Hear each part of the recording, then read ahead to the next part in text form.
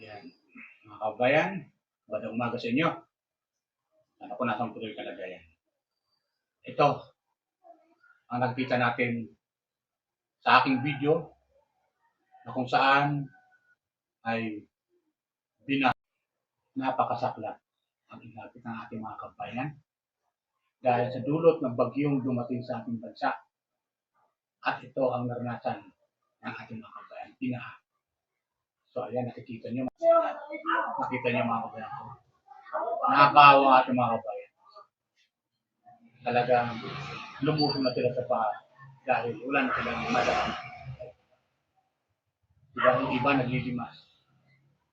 Kawawa ang ating mga kabayan. May pundo na para dyan, sana sa flood control. Pero anong ginawa ng ilang mga kawani ng ating gobyerno? Isinugal, pinangsugal yung pera. Wala silang pakialam kung ano rin sa baha ang ating mga kabayan, lumubog sa baha ang ating mga kabayan dahil sa kanilang kalukuhan, mga kabayan. Napakasaklat ang inabot ng ating mga kabayan. Sana magsilbing aral ito sa ating mga kawan ng ating gobyerno na sana ay yung pera na dapat para sa nasa flood control ay gamitin ng tama at hindi nakawin o isugal o ibulsa. Maawa sila sa ating mga kabayan na lumubog sa baha at ngayon naglilimas ng tubig baha ang inabot. Okay? Tuloy tayo.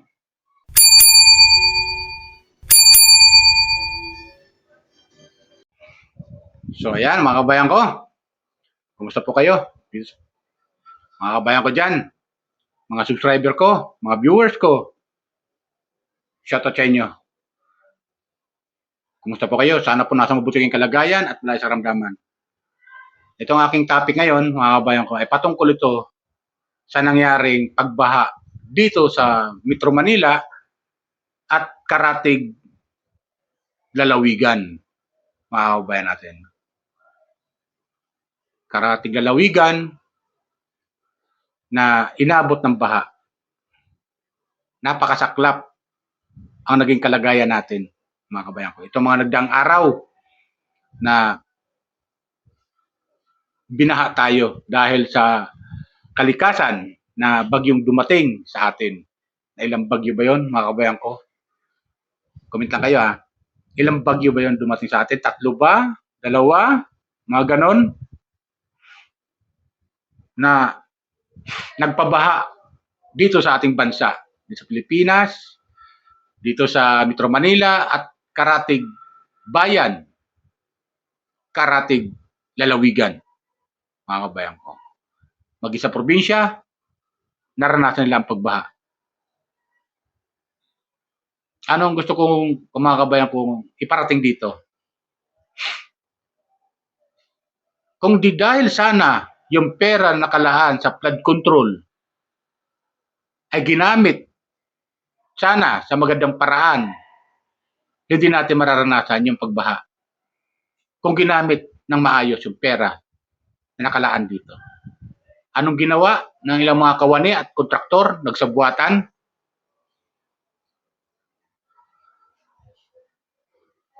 Ninakaw yung pera natin, binulsa nila, at yung ilan, isinugal.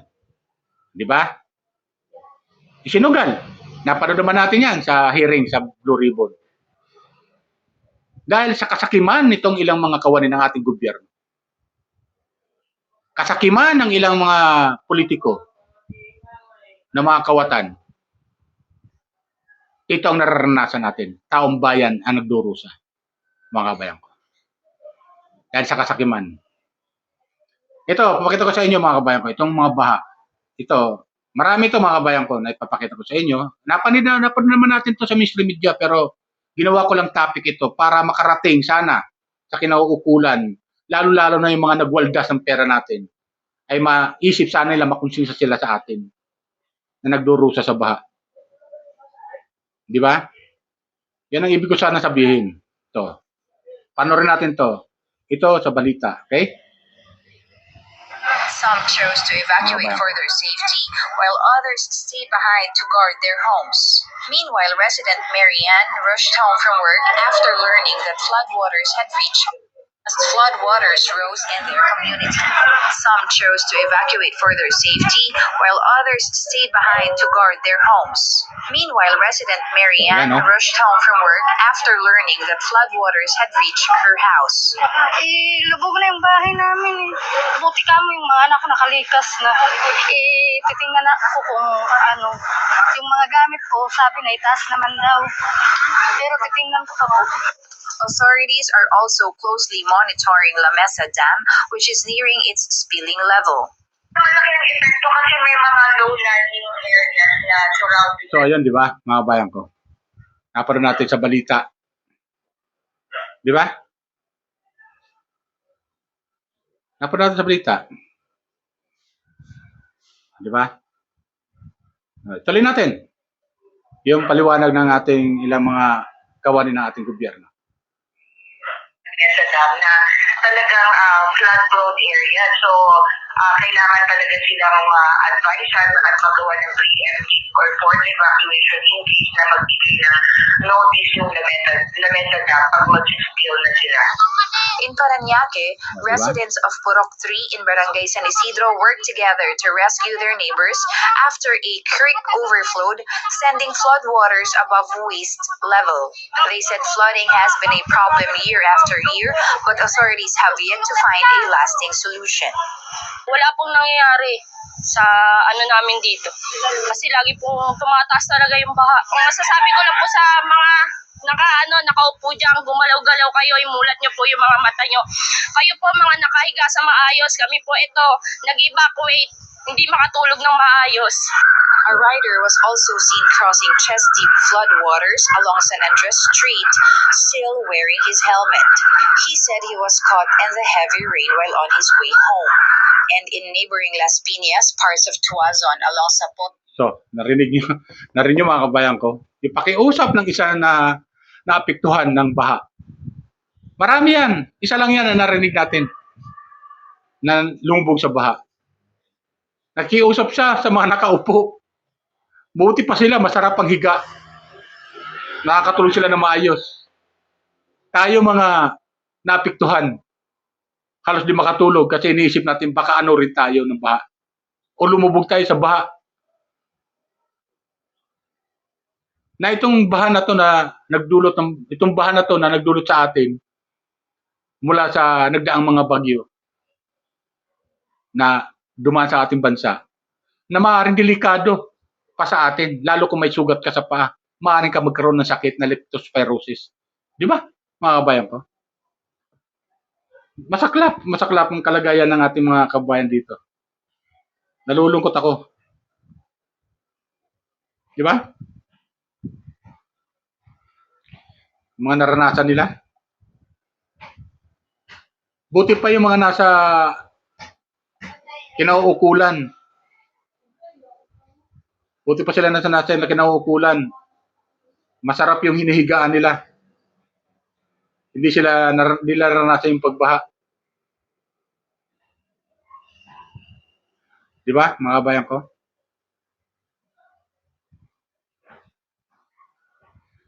Grabe. Nakakalungkot pag napapanood mo sila sa balita. Mga kabayan ko, di ba? Ito pa. Pakita ko sa inyo.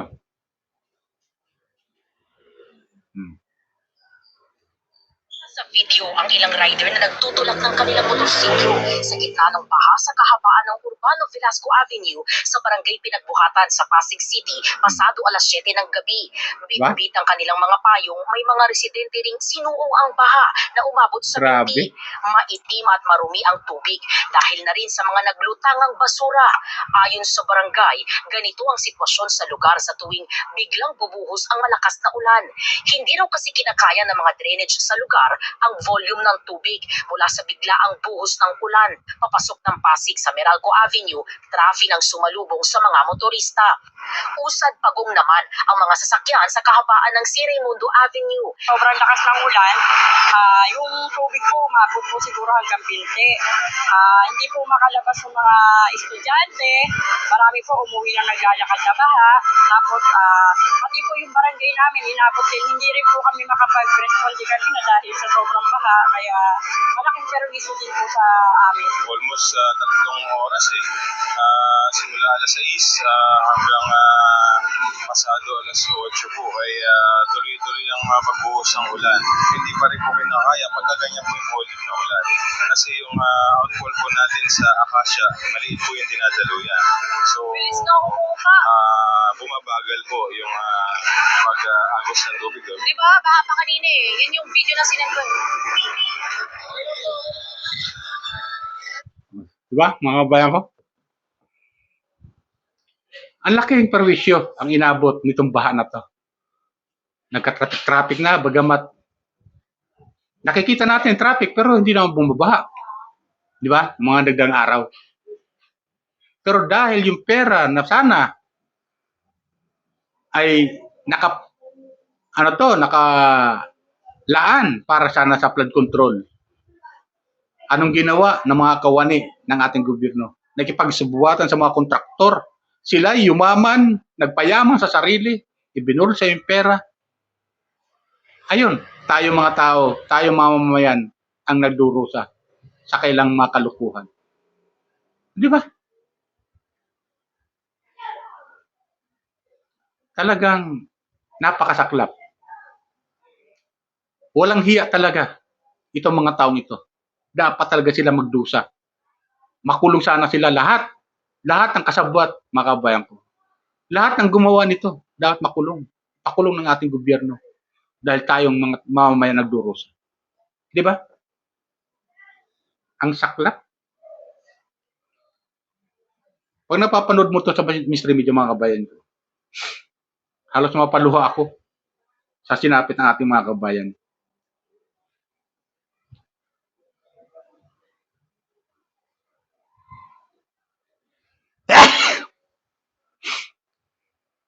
Halos mapaluha ako.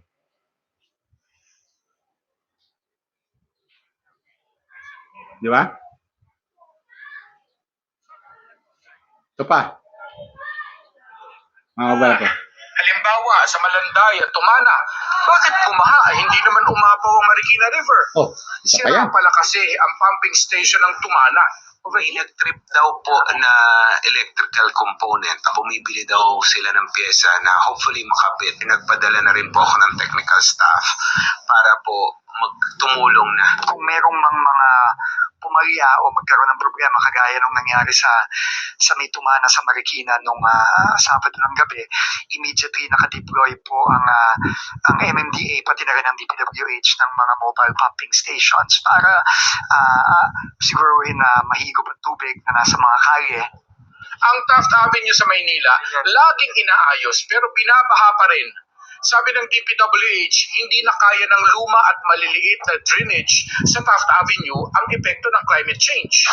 Lalo't ang ulang ibinuhos ng habagat sa nakalipas na linggo ay pang isang buwang ulan na dapat ayon sa Pag-asa.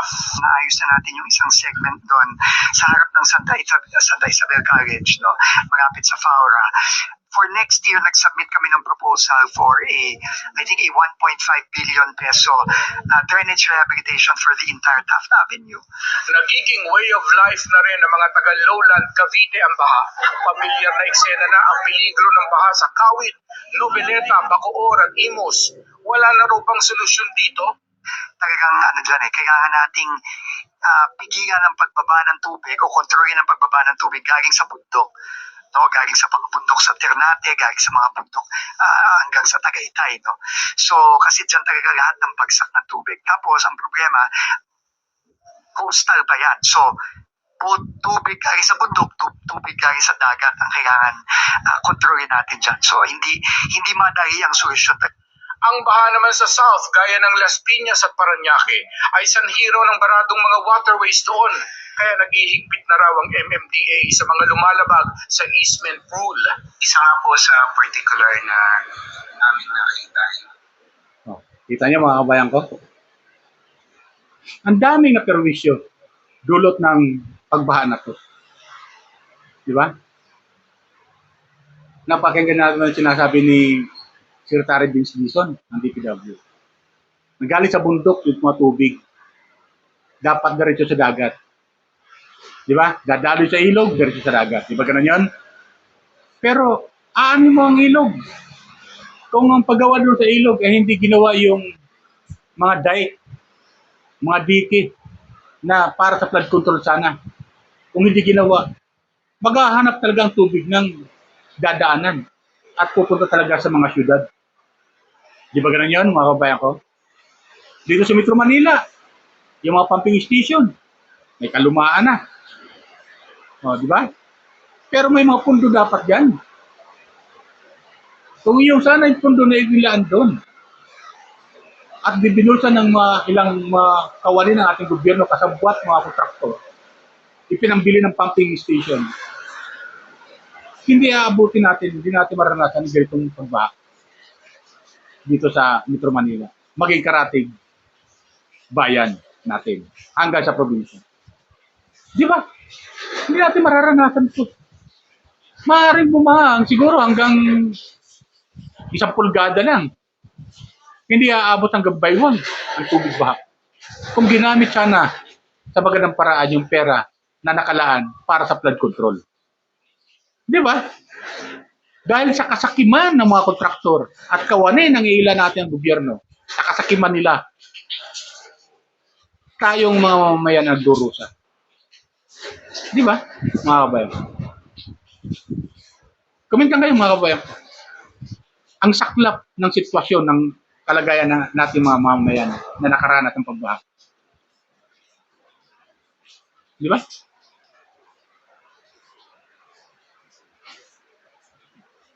Hindi ka tanggap-tanggap talaga eh, sa totoo lang. Ito pa. Hindi lang ano to, hindi lang tawag dito, hindi lang tubig baha ang bumaha sa Maynila. Ha? Hindi lang tubig baha ang bumaha sa Maynila. Santambak na basura ang ano to, ang bumaha diyan particular sa Parañaque, sa bandang Baclaran, mga kabayan. Ito, pakita ko sa inyo, mga kabayan.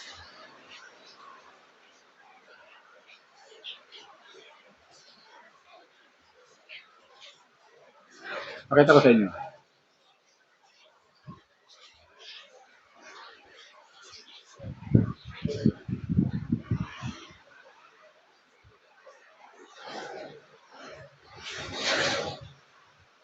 Tambak na basura.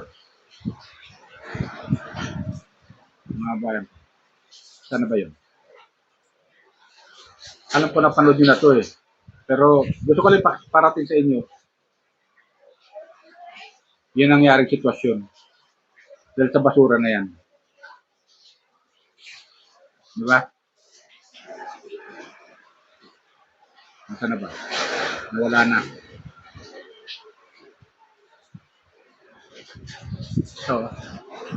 So mga kabayan ko. May music eh. Ang galing natin. Gusto ko lang pa sa inyo. Basura yan mga kabayan ko. Ayan o. Hindi lang tubig baha. Pati basura. Di ba? Pati basura. Ang bumaha. Sumama sa tubig baha. Ah, di ba?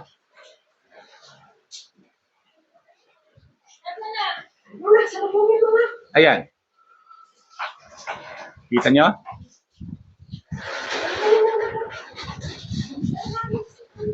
Oh, dami. Dahil basura.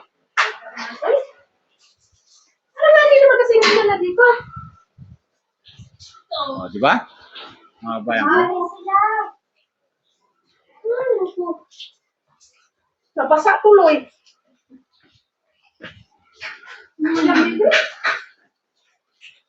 Yan ang nangyari.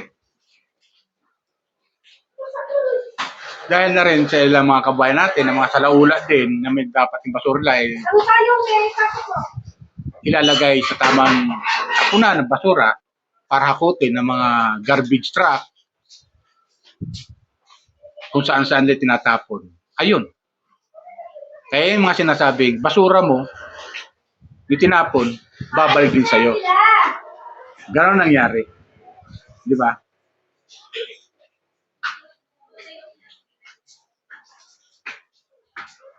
Kaya tama sabi ng isang kababayan natin na nakaranas ng pagbaha. Kayong mga nakaupo, galaw-galaw naman kayo. Di ba? Galaw-galaw naman kayo. Tingnan naman yung sitwasyon. Di ba? Yung mga ilan, kawal na ating gobyerno, wala akong pakialam. Di ba? Lalo yung mga kontraktor ng flood control. Wala silang pakialam na lumubog tayo sa baha. Pasa sila, safety sila. Palibhasa kasi, nakatira sila sa mga kondominium na hindi aabutin ng baha. E paano naman tayo mga mamamayan na wala tayong pambayad sa kondominium? Wala tayong pambili ng kondominium. Magtiis na lang tayo. Pasensya tayo. Di ba ganun yun, mga kabayan ko? Kaya, dapat lang talaga makulong tong mga kawatan na to eh. Dapat lang makulong. Magdusa sila. Di ba? Wala silang awa sa ating mga mamayan na nagdurusa. Dulot ng baha. Diba?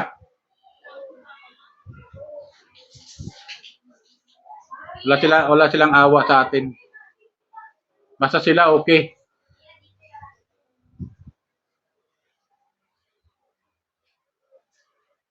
Diba? Napakalupit. Napakasakit, Kuya Edie.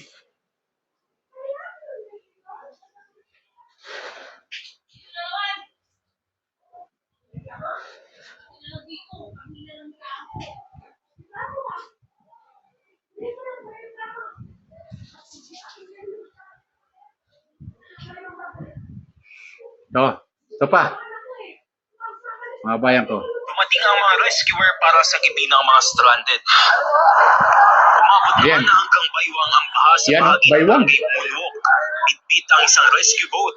Nag-ikot-ikot sa lugar ang mga rescuer para sumagip ng mga stranded na residente.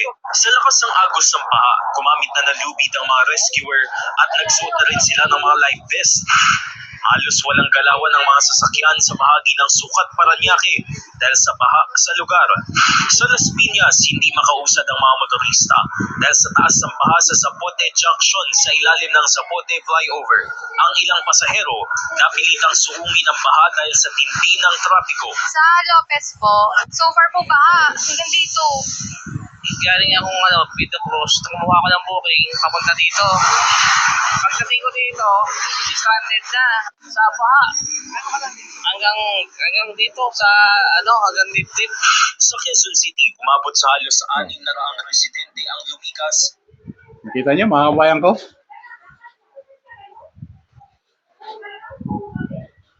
Grabe. Nakakaaway mga kabayan natin. Hanggang dibdib. Hindi lang hanggang baywang, hanggang dibdib yung tubig ba? Kawawa yung mga kabayan natin na nagdurusa sa pagbaha. Tapos yung pera natin na nakalaan, na binayad natin buwis na nakalaan para sa flood control, na nakawin lang nila, ipansusugal lang nila, ibubulsa lang nila ng ilang mga kawal ng ating gobyerno at ilang politiko na nakipagsabuatan sa mga kontraktor. O, di ba, mga kabayan ko? Ang pinakabaganda talaga rito, mga kabayan ko, itong mga kontraktor, lahat ng kontraktor nakasabwat dito at pati yung politiko na kasabwat dito, dapat sila makulong. Yung kailangan kasuhan sila ng plunder para di sila makapulpiyansa at habang buhay na sila makulong para maranasan na yung hirap na buhay na naranasan natin sa kasalukuyan. Dulot ng pagbaha. Di sana babaha ito mga kabayan ko eh. Hindi ito babaha kung tutusin. Kung inaayos lang sana ng tama yung pera na para dyan sa flood control, ginagamit sana ng tama, hindi natin maranasan pagbaha. Oo. Mag-uulan-ulan, pero hindi ganun kalalim ang baha. Baha sana. Kung yung dinadaanan ng mga tubig, mga ilog, sana natin, ay inayos ang paggawa ng mga dike. Di ba? Para tuloy-tuloy ang daloy ng tubig papunta doon sa Manila Bay o sa Karatig Dagat o sa bayan man, hindi maranasan natin pagbaha ng ganito. Di ba? At isa pa yung mga basura ng mga kabayan naman natin na mga salaula din yung iilan, mga salaula. Yung basura tapon dito, tapon doon. Eh yung kasabihan nga, basura tinapon mo, babalik din sa'yo. At ito na nga, bumalik na sa syudad pa mismo. Diyan sa, particular sa Baclaran. Di ba? Kaya sa akin, sana mapanood to ng mga kawatan sa ating gobyerno. Makapanood nila to, pakonsensya sila. Pakonsensya sila.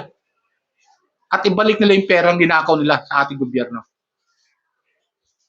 At ipamahagi doon sa mga taong bayan na lumbog sa baha. Di ba? Yan lang sa akin mga kabayan ko. Sana gusto niya i-comment reaction sa video patungkol dito sa mga nangyayaring baha sa mga daang araw sa ating bansa. At sa kasalukuyan na hindi pa humuhupa yung baha na ating mga kabayan kung saan sila na lugar. Dito sa Metro Manila man o sa probinsya. Okay. Mga kabayan ko. Sila po. Bye. Ingat po tayo lagi. Pagpalain po tayo ng may kapal. Ingat po tayo lagi. Mga kabayan ko.